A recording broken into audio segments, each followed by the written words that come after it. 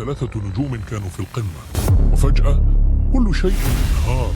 قصص صادمة كلها غموض وألم. أنسو فاتي بداية نارية وإصابات قاسية.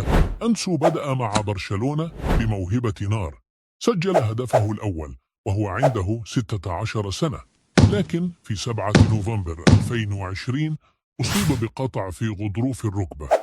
عمل عمليتين ورجع، وبعدها جات إصابات عضلية جديدة في يناير 2022. موهبته كبيرة لكن لسه بيصارع عشان يرجع. إيدين هازارد، الساحر الذي انطفأ هازارد، لمع في تشيلسي وبقى نجم الدوري الإنجليزي. انتقل لريال مدريد في صيف 2019 بصفقة ضخمة، لكن الإصابات المتكررة وكسر القدم قلبوا الحلم لكابوس.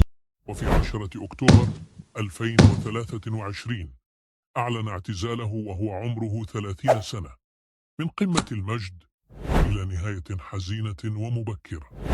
أدريانو، الإمبراطور الساقط أدريانو، كان ماكينة أهداف مع إنتر ميلان في منتصف الألفية. سجل 42 هدفا في موسم واحد، لكن وفاة والده في أغسطس 2004 قلبت حياته رأسا على عقب. الإدمان والمشاكل الشخصية ومع الإصابات دمروا مسيرته، واعتزل رسميا سنة 2016. ووصى النجومية الكبيرة مش ضمان ضد الإصابات ولا ضد ضغوط الحياة.